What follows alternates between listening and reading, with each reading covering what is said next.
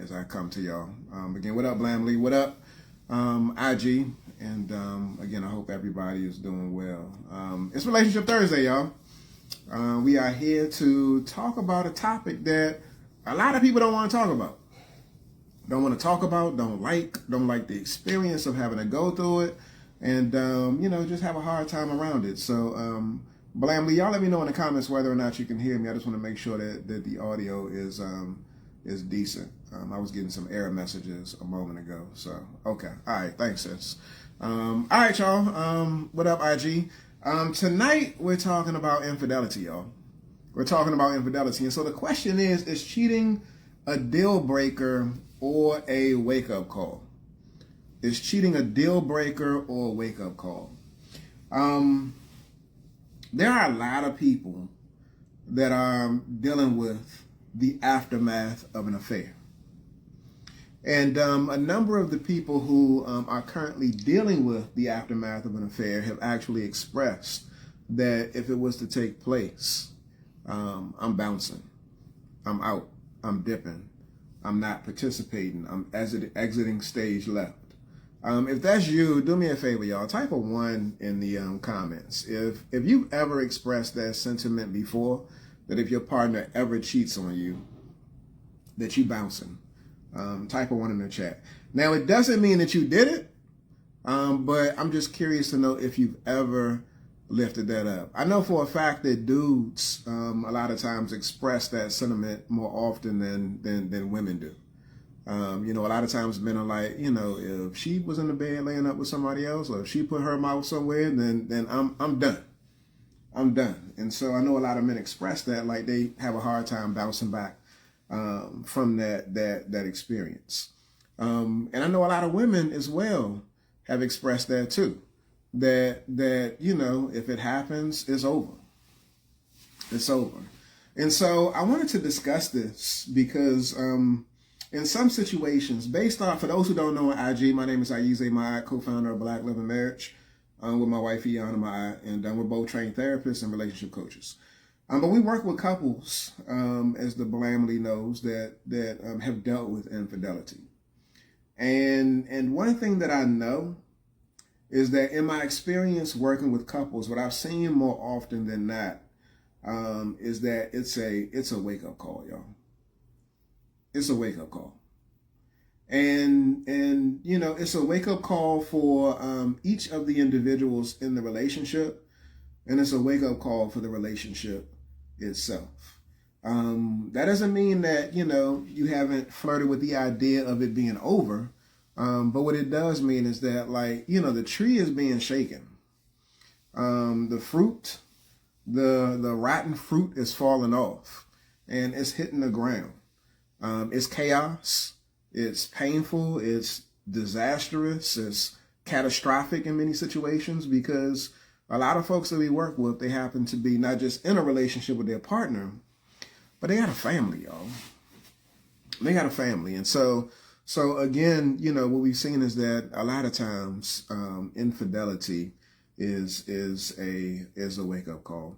Just based off of that question, if you've ever experienced an affair, what has it been for you? And it might be a mixed bag.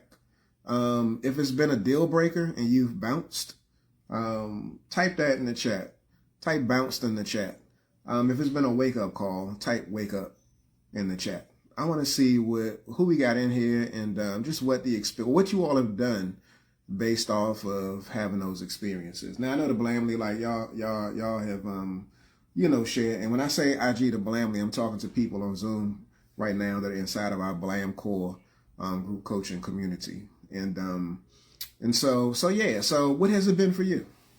Has it been a wake-up call? Has it been like the end of the road? Boys to Men, the end of the road. And there's no judgment either way, but I do think that it's important for us to consider. And a lot of times you don't even know what it's going to be until you find yourself in that situation. And hopefully you don't ever find yourself in that situation. But in the event that you do, and it serves as a wake-up call because you want to be in the relationship, you love this person, you believe in this person, you believe in their apology, their intentions, and you got the utmost hope, and you believe in God. God can create miracles and work a miracle in your life, work a miracle in your partner's life, and there's going to be a resurrection in a relationship. And so if that's the case, and you make the decision to work through, with support, of course, with support, then that right there is your decision. That's your decision. One thing that we don't do is shame people that make the decision to lean into their relationship after an affair. That's one thing we don't do. I see you saying good morning. Where are you from? Abaya Pact. I'm not sure how to even pronounce that, but type in the comments where you're from. We don't judge. We don't judge based off the decision that you make. But what I will say is this, that I'm actually in the process right now of working on something that will tell you whether or not he or she will do it again. That would probably be helpful. Type a yes in the chat if having that would be helpful. If you were able to sit with me, have an experience, and then ultimately I provide you with, from the Philippines, I provide you with an answer based off of this curated experience and process about whether or not he or she will cheat again. Would that be valuable to you? Would that be helpful? I'm on the tail end of completing something around that I've been, working through for the past couple of months. And I think that one of the reasons why people are willing to work through or try to figure it out or even forgive is because they have this belief. But if there was a curated process where I told you, and a lot of times we don't do this, y'all. My wife and I as trained therapists, we're not going to tell you, we're going to allow you to come to the decision on your own. But if I was to tell you that it ain't safe for you to be in this relationship because the likelihood of he or she doing it again is high, that's placing information in your lap that you're going to have to grapple with. You're going to have to grapple with. Or it is safe for you to move forward. It is safe for you to resume. It is safe for you to continue to engage, of course, with support. But yeah, so be on the lookout for that, y'all. So again, let me go ahead and hop into this topic tonight, y'all, in terms of whether or not infidelity is a deal breaker or a wake-up call. So when we think about infidelity, we know that it's one of the most painful experiences that you can have in a relationship. It's something that, again, a lot of people grapple with. And I also think, too, that in today's society, in many respects, is normalized. Men ain't the only ones that cheat. Women cheat, too. There's a number of men that I've worked with that have had a very hard time bouncing back in a relationship based off of the fact that their wife stepped out on them. Very hard. And so for some people in situations, like I said a moment ago, for a lot of men, it's like, I'm done, deuces, I'm out. But for other people, it's an opportunity, an invitation to take a deeper look into what's actually going on. And the truth of the matter is that, couples, if you do the work, if both of y'all do the work, can actually come out stronger. Type a 2 in the chat if you believe that couples can come out stronger after an affair.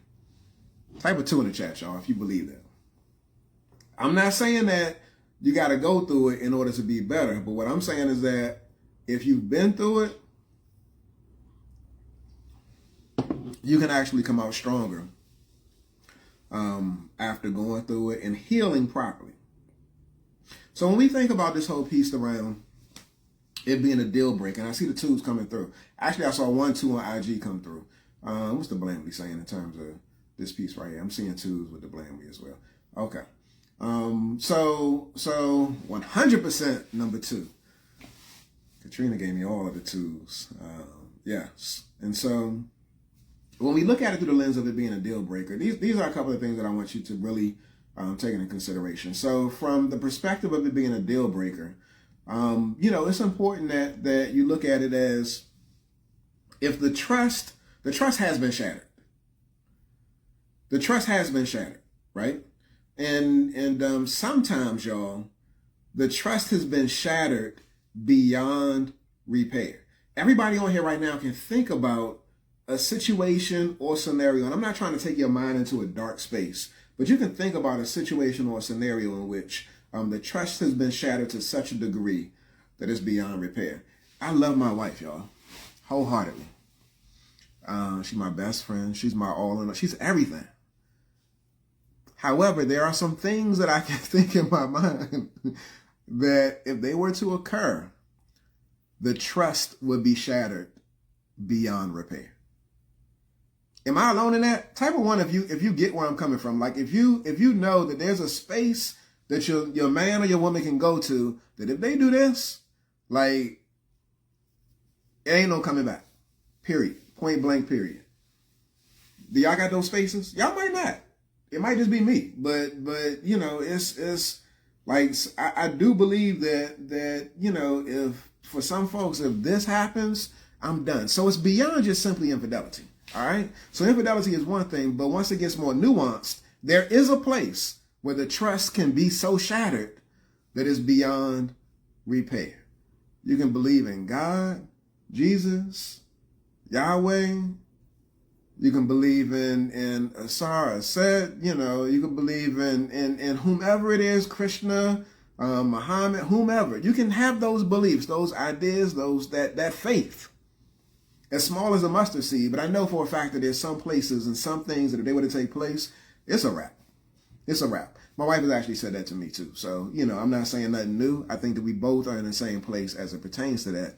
And thank God we ain't got to deal with that, because we ain't those type of people. So again, there is a space.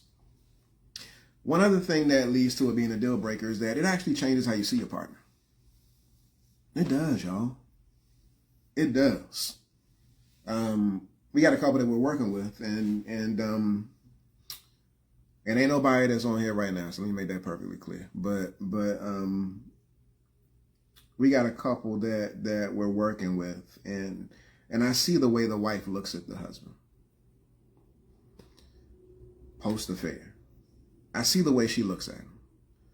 I see the desire for him to get it right, but the acrimony, the agony, the resentment, I see it as so like, yo, that thing is real, y'all. And so I can't even, as much as I want to believe in you, I don't even see you the same based off of what you did. You ain't the same person. It's hard for me to even look at you as my husband. It's hard for me to even look at you as my wife. You know, so sometimes that betrayal piece is so significant that, like, again, it shifts how you see your partner. And then you start to question whether or not it's safe to return. So in the instance, again, of it being a deal breaker, it's like, yo, the trust is shattered beyond repair. Like, I don't see you the same way. And I don't feel like it's safe for me to return. I don't feel like it's safe for me to return. If you have ever been cheated on,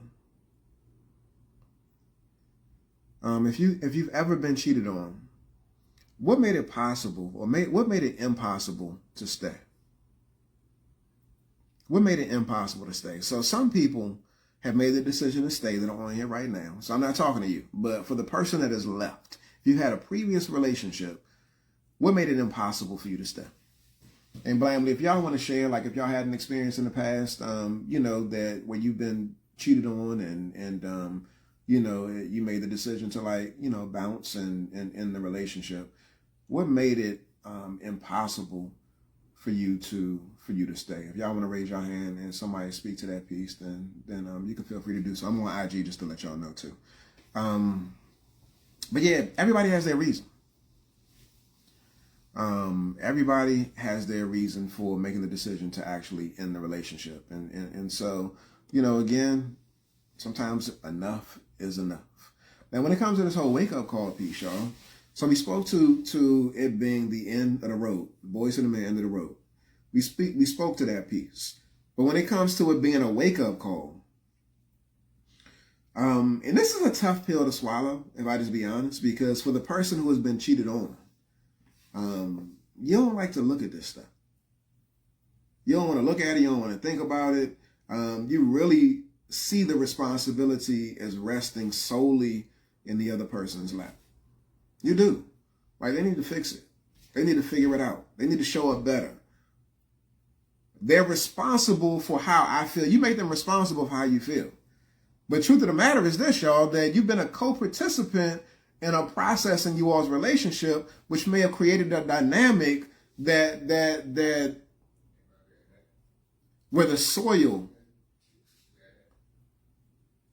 was ripe for an affair.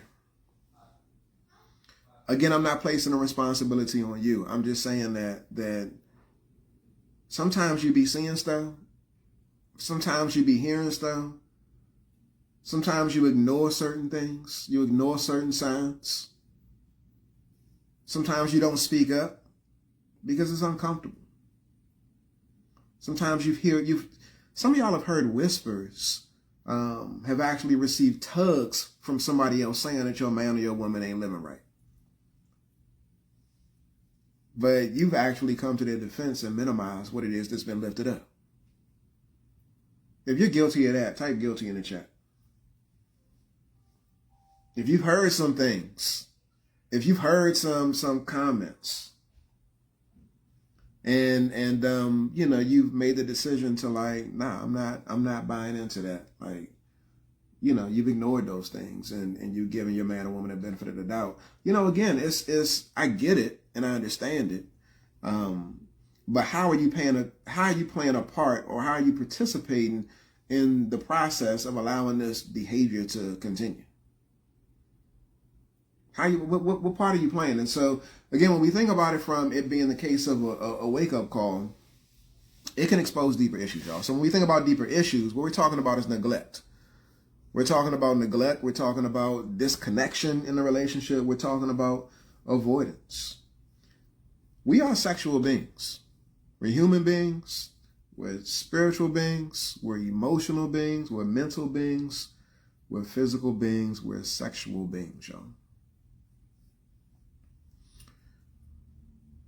There's no reason the absence of anything doesn't give somebody permission to fill a void, especially if y'all have an agreement that won't take place. If your man or woman is committed to you, then they have a responsibility to honor that commitment. I stand on that 10 toes down. Like, they got to honor that commitment. So again, infidelity or an affair is not your responsibility. When there's neglect in a relationship, in any of those areas that I just mentioned, when there's disconnect,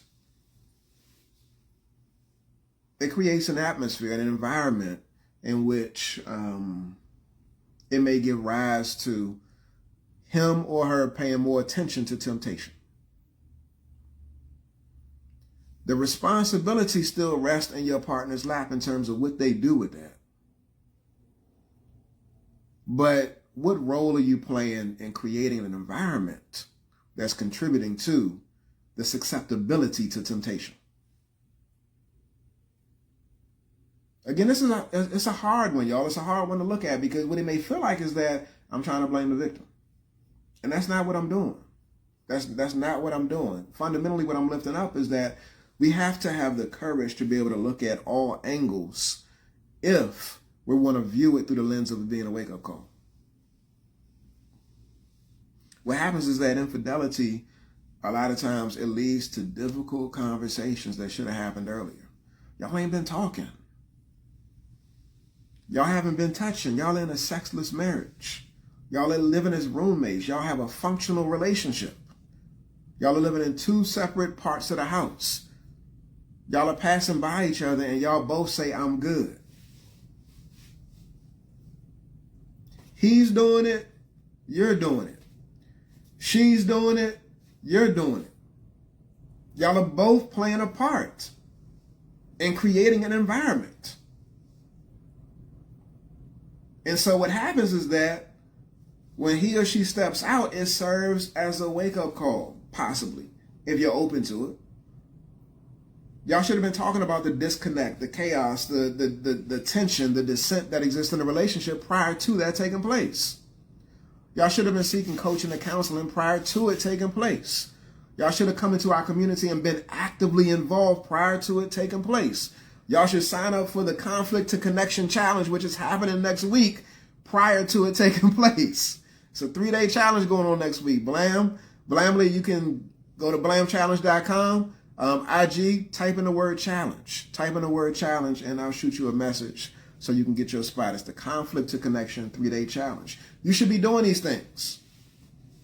You should be doing these things. If you choose not to, that's your choice. But there's consequences that go with every decision that you make. And what I'm telling you is that if you don't want to find yourself in a space where you're dealing with the aftermath of an affair, you need to make the right decisions now. And so covering your eyes, turning your back, burying your head in the sand, that ain't where it's at, y'all. You're contributing to an environment that is toxic. You're contributing to an environment that increases the susceptibility of an affair occurring. Y'all have all heard of one night stands. Some of y'all have been part of it. What happens in moments like that? Like, split-second decision. What's often said is that it was a mistake. I didn't mean to. It just happened. But a lot of times what's not taking place is that, y'all have been living like roommates for years. There's no attraction. There's no excitement. There's no thrill. There's no pursuit. There's no chase. There's no cat and mouse. There's no tease. There's no dog and cat. There's no none of that. Y'all just living like roommates. And so again, in order to disrupt that, it's important that you do the work. Do y'all think that both people can ever be forgiven? Or do you think that cheating can ever be forgiven if both people commit to healing and doing their work? Do you think it's possible? I know it's possible. Do you think that it's possible? Like, real talk, if you don't think that it's possible, if you believe that it's a deal breaker, if you think that it's the end of the road, then the reality is that it's going to be the end of the road for you. However, if you view it as otherwise, then what happens is that you put your boots on the ground. And I ain't talking about waving fans. What I'm talking about is you putting your boots on the ground and getting busy in your relationship. A lot of it's based off of the belief. And so you really got to take a look at yourself and question whether or not, like, you actually believe that you can rebound after an affair. Now check this out, y'all. You might be saying yes, but your spouse may be wishy-washy. They may be in the business of still playing games. Let me say this too, y'all. Some people wrestle with some issues. Some addictions, let me make it plain, some addictions that are so significant that what's required is lifelong treatment. What's required is lifelong treatment.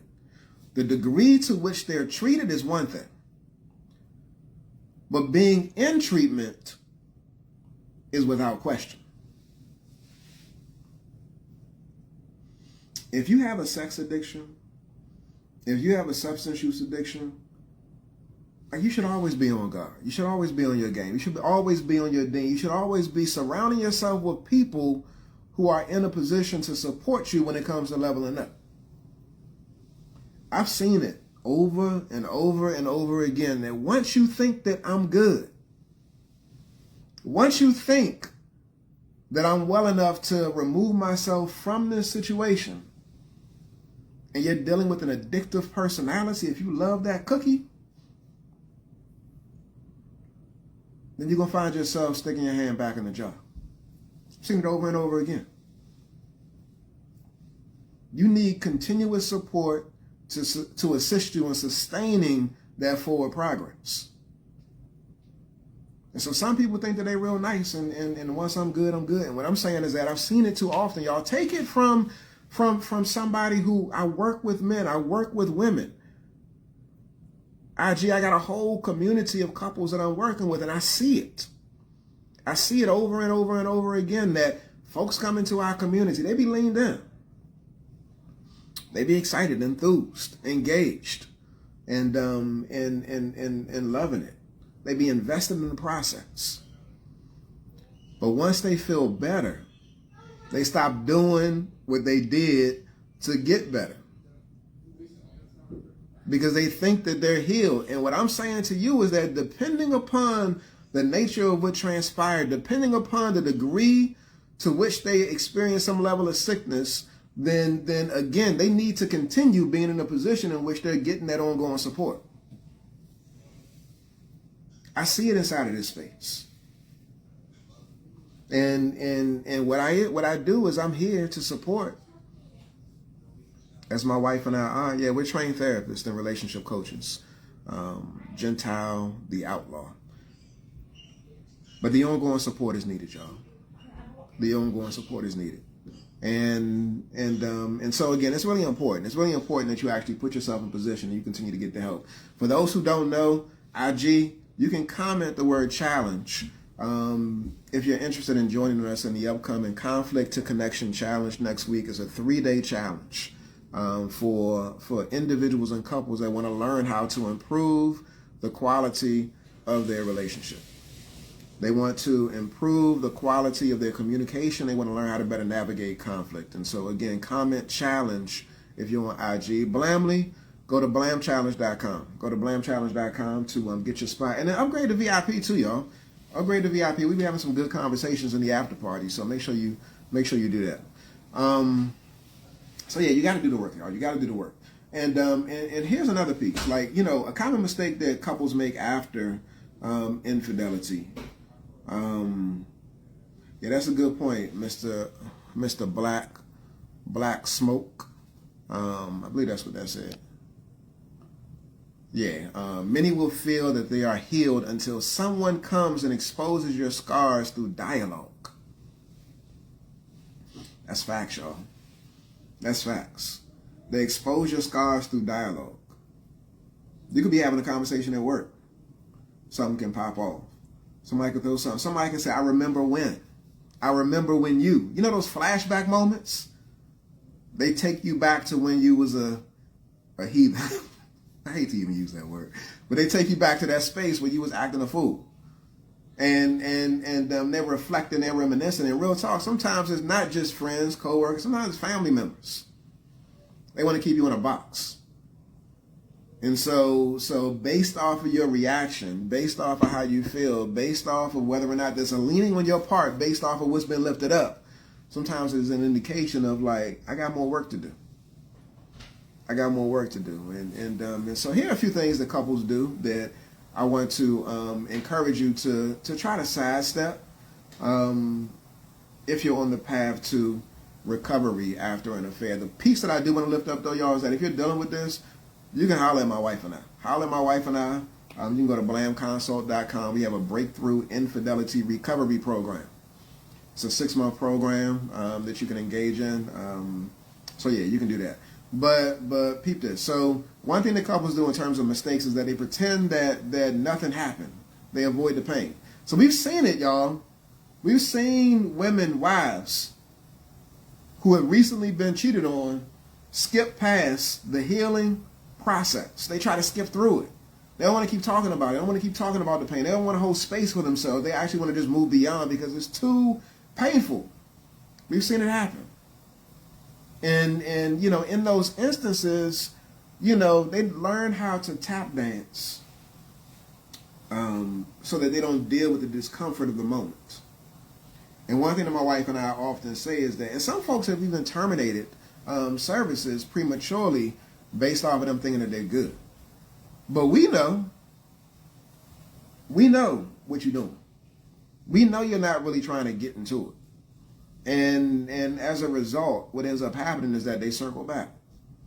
And they're back in the seat. They're back in the chair. They're back on the couch, the virtual couch, because they got to confront the pain.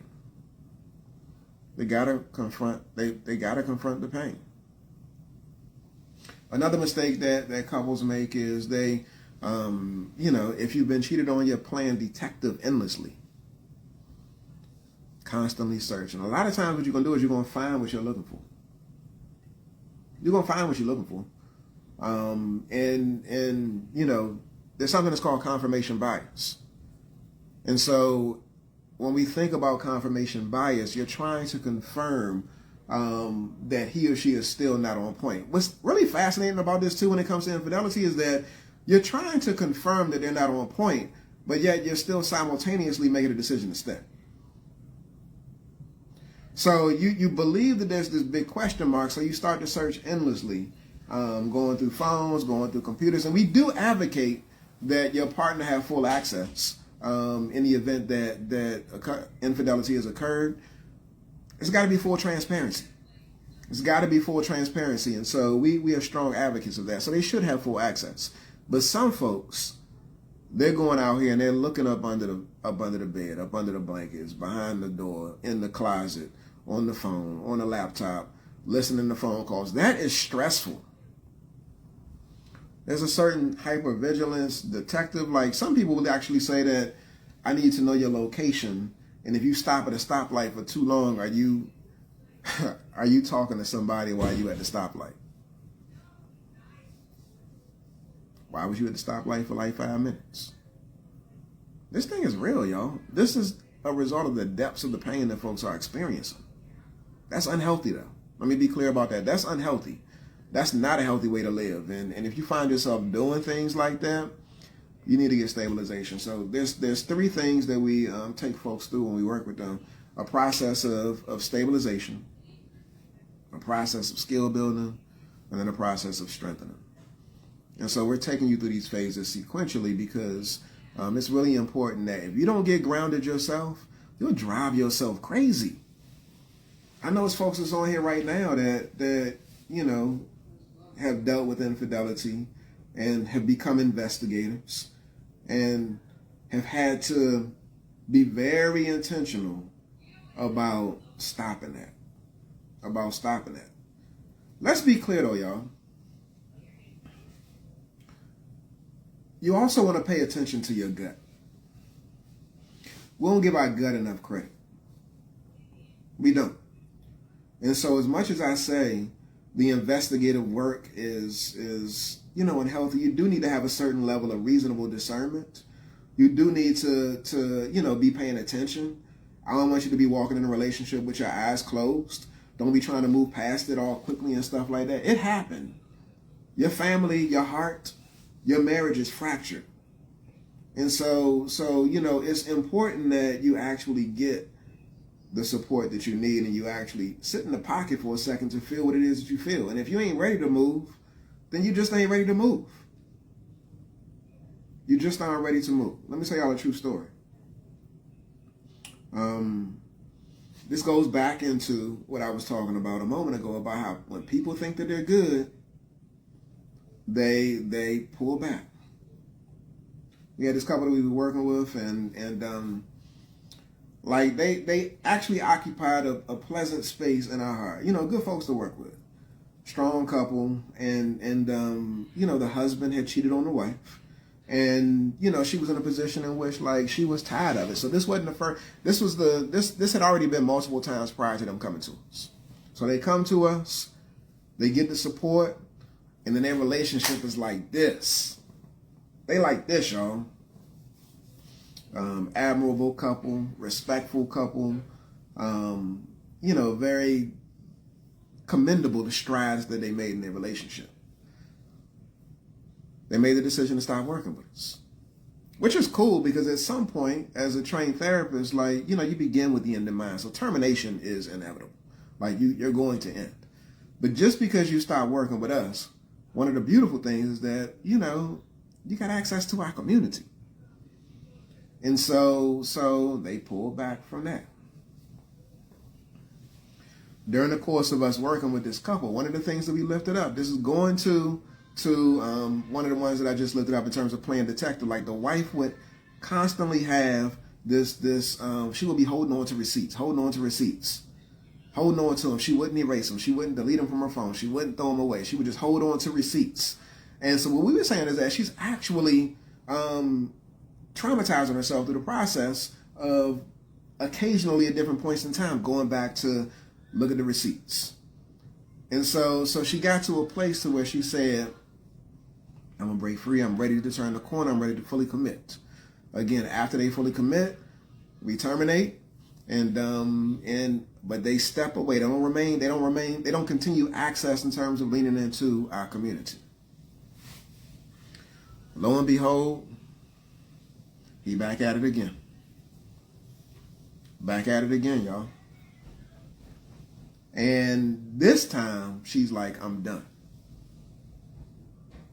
This time, she's like, it's over. It's a wrap. We're moving toward a divorce. But a key piece, though, is that because he stepped away, because he pulled back, because he wasn't engaged, because she wasn't engaged and stepped in and leaned in, what ends up happening is that you go back to the way in which you were. You get comfortable. This ain't no take no Motrin and we all good. This ain't no take no acetaminophen, no ibuprofen and it's all good. No. This is sometimes like a lifetime prescription where you got to be continuously leaned into an experience, coaching, counseling, engaged in community to experience sustained healing. And I think that that's what a lot of people don't get.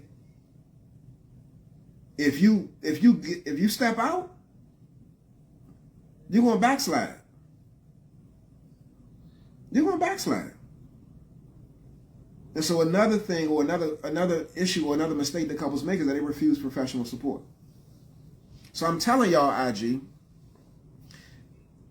infidelity in some instances is a manifestation of a number of other issues in the relationship or issues within that person. Next week, we have a conflict to connection 3-day challenge.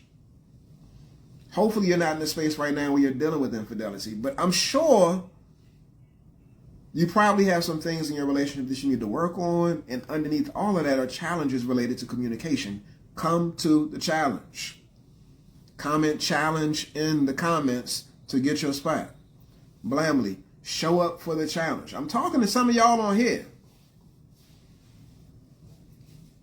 Stay locked in. Stay leaned in.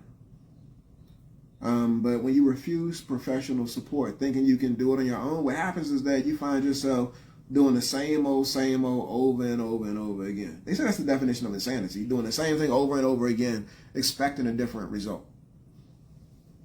You got to do something different. Switch it up, y'all.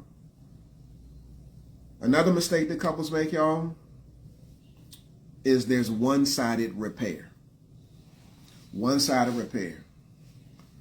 One partner is working, the other partner is sleeping. The other partner is resisting. The other partner is resting. One-sided repair, y'all. Some of y'all on here right now are in that space where you feel like it's a one-sided repair situation. That becomes exhausting. You start to build resentment. And the inclination is to just tap out altogether. And so, it's that's a mistake. That doesn't lead to healing. That doesn't lead to wholeness. That leads to continued dissent. It leads to continued beef. And real talk, y'all, what that leads to is another episode of infidelity. If I just be real. We had a couple that we work with, and I can always tell, too. I can tell based off of the level of engagement from the men specifically, and also from the women. But if there's an affair in a relationship and one partner is willing to lean into a process, but the person that stepped out barely shows up, doesn't engage, don't want to talk, don't want to be in a space where there's other men to hold them accountable, then to me what that says is that he's avoiding accountability, and he's more than likely probably doing some of the same old. He don't want to be seen. He wants to keep doing his thing. And so, that is only going to put you in a position in which, again, you feel exhausted based off you constantly pouring into the relationship and trying to fix it. But if it's one-sided repair, and the other person is resisting, it ain't gonna work. It's not gonna work. Y'all can stay married, but you won't be happily married. Y'all can stay married, and he or she can have their side piece. Y'all can stay married, and you can close your eyes and bury your head in the sand and say that it's all good. Y'all can show up to the cookout. Y'all can show up to the picnics, the family functions, and put smiles on. Y'all can post pictures on social media. You can have all of that. That's the bright side. But what happens at 10:47 at night when you're going upstairs to get in the bed, and then he putting his wallet in his back pocket and then picking up the keys and then rolling out? What happens when it's 2 o'clock in the morning and he's supposed to have been home, or she's supposed to have been home 3 hours ago? What happens then? Like, again, you got the nice pictures and stuff like that, but what's the reality of your relationship? And so if you're constantly doing the work because you want to like show up for a photo op, you don't want your family to know, you're doing yourself a disservice. You got to be in a position in which you lean into a process, a path and a process that's going to lead to positive movement so you can experience some healing. Again, comment the word challenge to join us in our upcoming Conflict to Connection Challenge next week. If you're dealing with infidelity specifically, what I would say is that you could reach out to us. Reach out to us. We got a 6-month program where we work with people around this piece right here. So, you can reach out to us. So again, sign up for the challenge. It's going down next week. I want to know from y'all, based off of what's been shared, where you stand after tonight's conversation. Is infidelity a deal breaker or a wake-up call? Where you at with it? Where you at with it? Is it a deal breaker or a wake-up call? I want to know. I think it's a wake-up call for a lot of people. And I want to say this too, y'all. Don't think that just because you haven't done it, that you're immune to it happening or you're immune to doing it. Some people might be like, well, I could never. That just ain't me. That's not in my DNA. Your man or your woman may have said that as well too. But they put themselves in a position in which they were susceptible to temptation. So you got to show up the relationship on all fronts, y'all. And tonight's conversation session, Relationship Thursday hit home for y'all. Again, we want to invite you to the Conflict to Connection 3-day challenge that's happening next week. And over the course of that 3 days, we're going to walk you through a process and give you tools to learn how to better to communicate, to stop tearing each other down. We want to help you work on your relationship environment, the relationship atmosphere. We want to help you to start building trust, helping you to increase your intimacy, helping you to better communicate. One thing that we're going to talk about over the course of the challenge is the fact that we've learned how to, over these 23 years of being married, 30 years of being together, we've been able to reduce our arguments to 72 hours or less in terms of there being beef. And so we're going to share that with y'all, how to disrupt that so that you're not extending it beyond 72 hours. And again, 72 hours for some people might be too long, but in terms of what we've seen, if you can condense it and get it down beyond that, then that's a good thing, y'all. That's a good thing. So we want to share with you how to make that happen. Reduce the tension, get rid of the beef within 72 hours or less. Again, comment challenge if you're on IG. Go to blamchallenge.com, Blamily, and space is open. Make sure you upgrade to VIP so you can get the workbook and the additional resources and be in a room for the Q&A and also the after party. So you ain't got to wait for conflict to tear y'all apart. You ain't got to wait for infidelity to show up at your door. Let's focus on connecting, y'all. Let's focus on connecting, being integrous in our relationship, standing on our business as men, standing on your business as women, and building a better relationship, y'all. So that's it. That's all. IG. I'm going to be out. I'm going to hang back with the Blamley for just a few minutes. But again, comment challenge if you want to show up, and I'm connecting with y'all soon. All right, IG, peace.